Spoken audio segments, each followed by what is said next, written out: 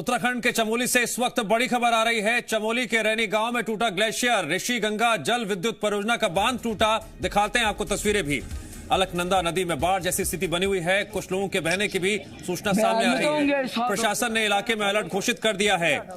ऊपर काम कर रहे थे ना। रैनी में ग्लेशियर फटने की खबर और उसके बाद धौली नदी में बाढ़ आ गई है और इस बाढ़ की वजह से चमोली से लेकर हरिद्वार तक खतरा बढ़ गया है। चौकियों को अलर्ट रहने के निर्देश दे दिए गए हैं। प्रशासन की टीम मौके के लिए रवाना हो गई है। कुछ लोगों के बहने की भी सूचना सामने आ रही है। कैजुअलिटीज कितनी हुई है अभी तक पुख्ता रूप से जानकारी सामने नहीं आई है। ये तस्वीरें इस बात की तस्दीक कर रही हैं कि ये बाढ़ यहां के स्थानीय लोगों के लिए इस वक्त मुसीबत का सबब बनी हुई है। अब तक कितने लोग बहे हैं इस बारे में पुख्ता रूप से कोई भी जानकारी सामने नहीं आई है। बाग मंदिर तो नहीं डूबे? हाँ? मंदिर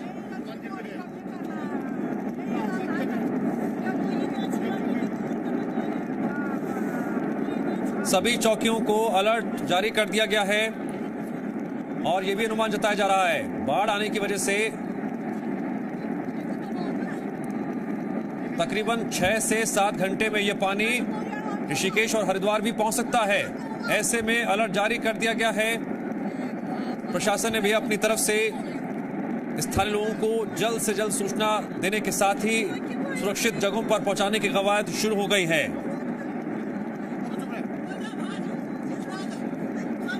शुरुआती जानकारी जो सामने आ रही है उसके मुताबिक ऋषि गंगा नदी पर बन रहा हाइड्रो प्रोजेक्ट का बांध टूटा।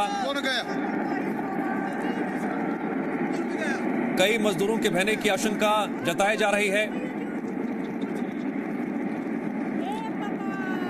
बाढ़ जैसे हालात यहां पर बने हुए हैं। राज्य आपदा प्रबंधन विभाग ने अलर्ट जारी कर दिया है।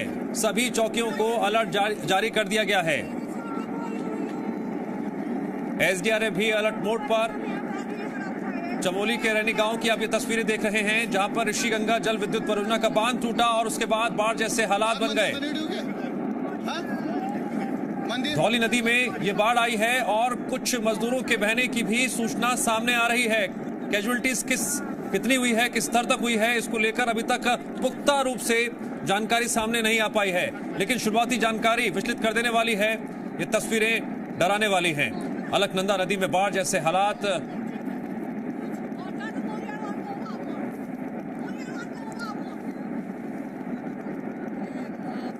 चमोली के रैनी गांव की आप ये तस्वीरें देख रहे हैं जहां पर बाढ़ जैसे हालात बने हुए हैं।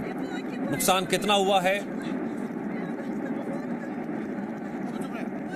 अभी तक पुख्ता रूप से जानकारी सामने नहीं आ पाई है। लेकिन जिस वक्त ये बाढ़ आई है उस वक्त नदी के आसपास लोग मौजूद रहते हैं। चिंता का सबब सबसे बड़ा ये है कई लोग धूप सेकने की वजह से या सैर सपाटे की वजह से नदी के आसपास मौजूद रहते हैं। और अब जरा ड्रोन व्यू भी देख लीजिए किस तरह से पानी का तेज बहाव यहां पर देखने को मिल रहा है। बाढ़ जैसे हालात बने हुए हैं। चमोली के रैनी गांव में टूटा ग्लेशियर और उसके बाद बन गए हैं बाढ़ जैसे हालात। इस वक्त की बड़ी खबर तस्वीरों के साथ। कई मजदूरों के बहने की आशंका जताई जा रही है। प्रशासन ने इलाके में अलर्ट घोषित कर दिया है। चौकियों को भी अलर्ट कर दिया है।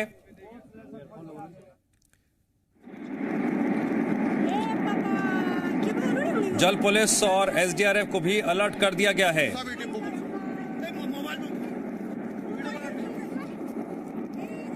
और इस बाढ़ की वजह से आशंका जताई जा रही है कि खतरा सिर्फ इसी क्षेत्र तक सीमित नहीं है।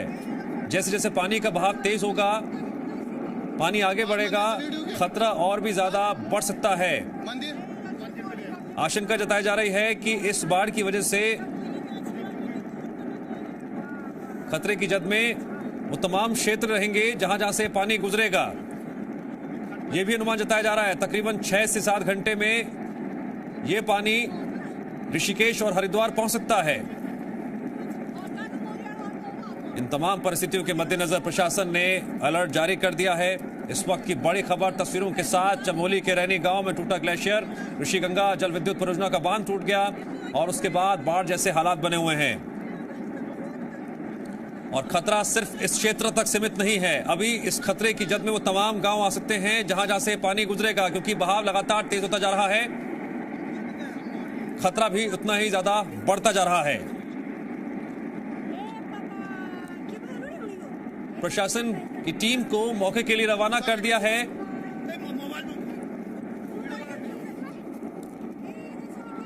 और जिले में अलर्ट जारी कर दिया गया है। इतना ही नहीं, सभी चौकियों को भी अलर्ट जारी कर दिया गया है। नदी किनारे बसी जितनी भी आबादी है, जितने भी लोग हैं, उनको भी तुरंत सूचना दी जा रही है। आपके भी परिचित लोग हैं, उन्हें भी सूचना दीजिए। उत्तराखंड में आपके जानने वाले लोग रहते हैं तो। और तस्वीरें हम लगातार दिखा रहे हैं। तस्वीरें अपने आप में बेहद डराने वाली हैं। बांध टूटा और उसके बाद नदी में बाढ़ जैसे हालात बने हुए हैं। ये देखिए, वहां पर जो लोग वीडियो बना रहे हैं उनके मुंह से भी चीख निकल आए इन दृश्यों को देखकर। सुनिए आप भी। 4 तस्वीरें अलग अलग क्षेत्रों से निकलकर सामने आ रही हैं। जैसे कि हम पहले भी बता रहे थे, खतरा लगातार बढ़ रहा है। सबसे पहले आप देख रहे हैं इन तस्वीरों को जीएमपीसीजी पर।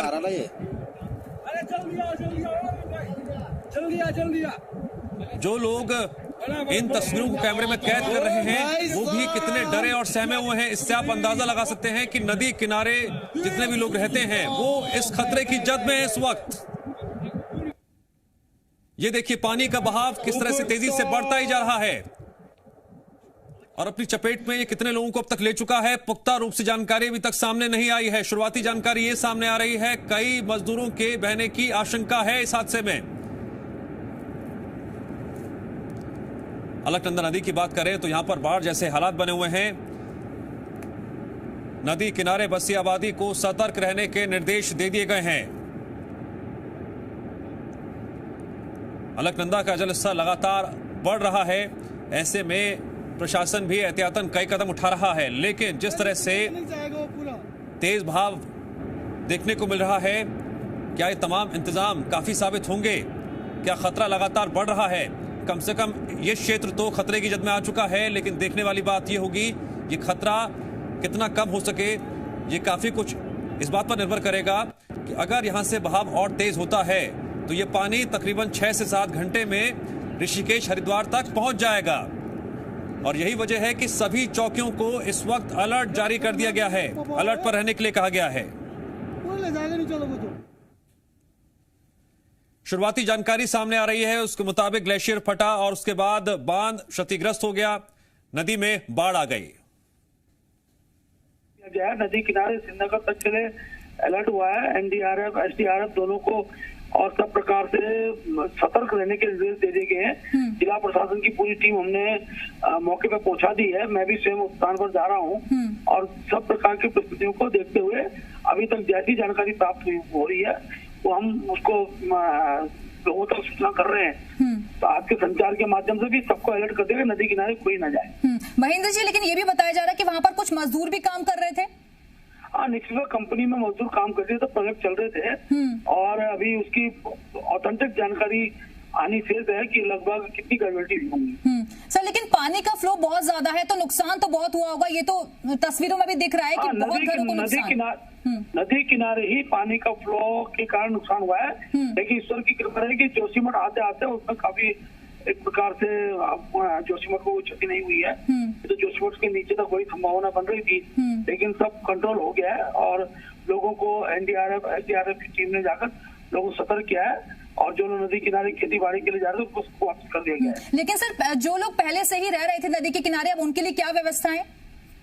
हाँ, नहीं, अभी सबको हटाने का प्रयास कर रहे हैं, प्रशासन लगा हुआ है और जो केवल जो जानकारी मिल रही है, जो प्रोजेक्ट में लोग लगे हुए थे, प्रोजेक्ट में काम करते हैं, उनकी इस पर जानकारी अभी आनी शेष है कि उसमें कितनी कैजुअल्टियां हुई हैं। आप कितनी देर में पहुंच रहे हैं मौके पर?